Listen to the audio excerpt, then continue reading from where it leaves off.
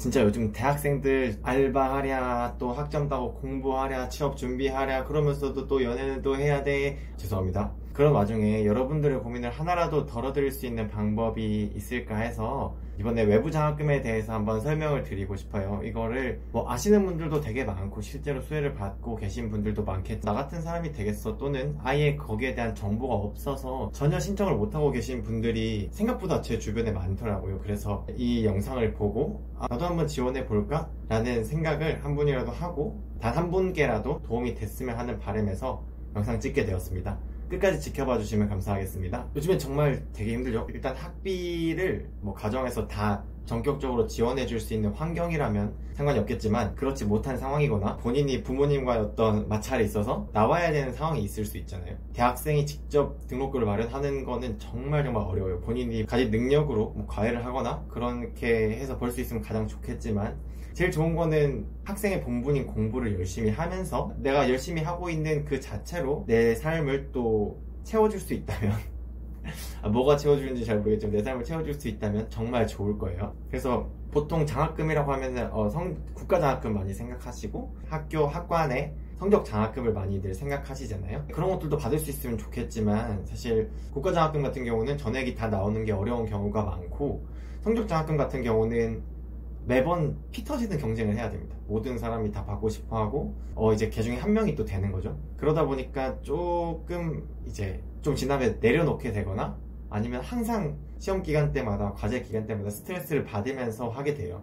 한 과목 점수 때문에 성적이 왔다 갔다 하고 교수님께 찾아가서 이런저런 사정을 말씀드리지만 또 내가 성적이 올라가면은 다른 학생은 또 내려갈 수밖에 없는 게 상대평가죠. 그런 외부 장학금이라는 거를 설명드릴 건데요. 외부 장학금이라는 거는 일반 기업이나 단체에서 사회봉사 취지로 그 학생이 온전히 해당 분야에서 공부에 몰두할 수 있도록 지원을 해주는 프로그램입니다. 그래서 외부 장학금 소개에 앞서서 이것들의 장점을 먼저 말씀드리면 1번, 등록금 전액 지원은 기본입니다. 등록금 전액 지원 플러스 학업 장려금이라고 해서 재단별로 기업별로 다를 수 있지만 일정 수준 이상 학기마다 나와요. 그러면은 여러분은 일단 등록금을 200, 300, 400의 비용을 세이브할 수 있고 한 학기에 추가로 학기마다 학업 장려금이라고 해서 교재를 사거나 아니면 여러분들의 생활에 보탤 수 있는 적게는 50만원, 많게는 또 100만원, 200만원까지도 주는 기업이나 재단들이 있어요. 그래서 확실히 삶이 윤택해질 수 있을 거예요. 그리고 알바를 안 한다는 건 그만큼의 시간을 세이브할 수 있다는 거고 그 시간을 세이브함으로 인해서 원래 알바가 필요 없고 낭비하는 시간은 아니지만 대부분의 알바는 단지 시급을 위해서 하는 경우가 많잖아요. 그래서 그런 것보다 본인이 더 가치 있다고 생각하는 여러 가지 곳에 여러분들의 시간을 더 많이 투자할 수가 있습니다. 그 다음에 외부 장학금의 경우에 한번 장학재단에 장학생이 되면 거의 졸업할 때까지 지원이 된다고 보시면 돼요. 당연히 기업마다 재단마다 다를 수 있지만 제가 들어본 대부분의 장학재단에서 하는 프로그램들이 그랬어요. 그렇다고 해서 장학생이 한번 됐다고 흥청망청 놀아서 되는 게 아닙니다. 어느 정도의 기준이 있어요. 학점이 뭐 4.5 만점 기준에 3.0이 돼야 된다, 3.5가 돼야 된다, 3.8이 돼야 된다, 뭐 이런 기준이 있는데 늘상 1등을 해야 전액 장학금을 받고 그런 것보다 훨씬 나은 여건이잖아요. 그리고 그 학점 커트라인은 여러분에게 있어서 최소한 이 정도는 해야지라는 동기부여가 됩니다. 공부를 안 하면 장학금을 안 받는 게 맞지만 사람인 이상 슬럼프라는 게 안 올 수가 없잖아요. 그 학기에 뭐 실연을 당했을 수도 있고 가정에 어떤 문제가 생겼을 수도 있고 내가 그냥 나 이 전공이랑 맞나? 내가 이걸 계속 하는 게 맞나? 다른 대외 활동이나 이런 걸 해야 되는 거 아닌가? 라고 고민을 하면서 학업에 조금 소홀해질 수도 있습니다. 하지만 여러분들은 그 기업의 장학생으로서 지원을 받고 있고 거기에 온전한 책임을 다하기 위해서 어느 정도 수준 이상의 학업에 대한 노력을 보여줘야 돼요. 이거는 여러분들의 발목을 옥죄일 수도 있지만 적어도 이 정도는 해야 된다는 동기부여가 될 수 있습니다. 세 번째, 보통 장학재단의 경우에는 장학생들에게 그래 내가 너한테 돈 지원해 줄 테니까 그냥 열심히 공부해 라는 것보다 장학생으로서 자랑스러워할 수 있도록 많은 프로그램을 지원하고요. 그리고 보통 장학생들끼리 네트워킹을 활성화합니다. 동아리도 좋고 뭐 다른 학과 내 생활도 좋고 여러분들이 기본적으로 가지고 있는 네트워크가 있겠지만 여러 지역에서 여러 학교에서 해당 분야에서 우수한 장학생들과의 네트워크를 갖는다는 거는 정말 좋은 일이에요.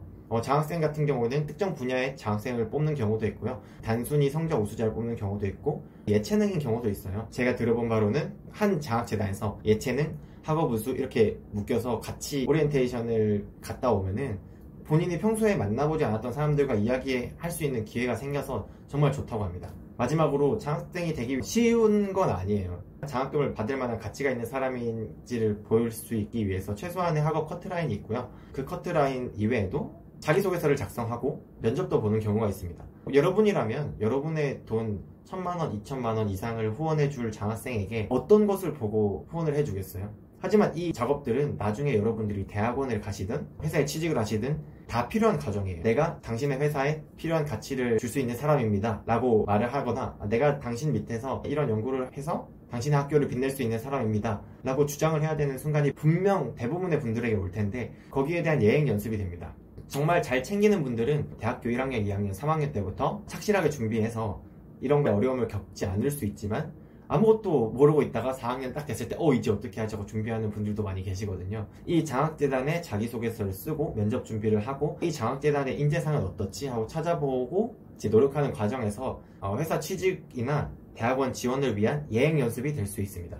장점 여기까지 하고 지금이 딱 아마 여름방학에 지원해서 2학기 때 장학금을 받는 프로그램들은 지원기간이 끝날 수도 있긴 한데 지금쯤이 제일 적당한 시기고요. 보통은 이제 1년이 다 끝나갈 때 11월, 12월쯤에 모집을 많이 합니다. 그때 서류 모집을 하고 그때 보통 기말고사 시험 기간에 걸리거나 과제 기간에 걸려서 그냥 나중에 해야지 하다가 안 하시는 분들이 정말 많아요. 하지만 앞서 말씀드린 여러 가지 혜택을 위해서 미리미리 준비해 놓으면 나중에 기말고사를 칠 때도 크게 부담되지 않으실 겁니다. 미리 찾아보고 기간을 보고 내가 그러면 중간고사 치고 어느 정도 남는 기간에 이런 것들을 해야 되겠다 라는 거를 세워두시면 돼요. 그래서 리스트를 간단하게 몇 가지만 말씀을 드려볼게요. 첫 번째는 현대차 정몽구 재단이에요. 그래서 2019학년도 지원 안내로 나온 게 최대 6학기까지 만약에 1년을 하고 지원을 하면 6학기가 남잖아요. 최대 6학기까지 등록금 전액 학습 지원비 학기당 180만원. 와 이거 왜 이렇게 많아? 해외 학술대회 참가 지원으로 참가 경비 연일에 250만원 이내, 그 다음에 해외 진출 장학생 체제비 지원, 정착 지원금을 제공해 주시고요. 재단 장학생 네트워킹 프로그램으로 여름 캠프 학술 세미나, 우수활동 장학생 시상 등이 있습니다. 선발 분야가 지능 정보기술, 여기는 AI, 블록체인, 클라우드, IoT 등이 들어가고요. 바이오 헬스, 헬스케어, 유전자 제조업, 바이오 리액터 등 에너지 신사업, 수소에너지, 스마트 그리드, 기후변화 대응 등이 들어갑니다. 여기에 다양한 유관 분야의 지원이 가능하다고 하고요. 인문, 사회, 경영, 자연, 공학 등은 소속 전공의 구분 없이도 선발이 가능하다고 합니다. 많이 되네요. 성적은 4.5 기준에서는 3.5 이상, 4.3 기준에서는 3.3 이상이고 지원 분야에 대한 유관 전공 성적이 우수하면 우대해 주신다고 합니다. 소득 기준이 있긴 해요. 중위소득 150% 이하로 한국장학재단 소득분이 7분위 이하라고 정해져 있습니다. 이거는 본인이 잘 판단하셔서 지원을 하시면 될 것 같고요. 지역별로 이런 것도 있어요. 협성문화재단이라는 곳이 있습니다. 부산, 울산, 경남 지역 고등학교 출신 대학생 전형이 있고 건설 근로자의 자녀 전형이 있어요. 그래서 매년 1월에서 2월 사이에 선발을 하고 서류랑 면접심사가 다 있습니다. 매 학기 50만원의 학업 보조금이 별도로 지급되고요. 물론 등록금 전액은 다 지원이 되는 것 같아요. 그다음 인문학 강의, 마음사랑 캠프 등을 통해 인문학적 소양을 기를 수 있는 다양한 분야의 인사들과의 만남을 주관해 주시고요.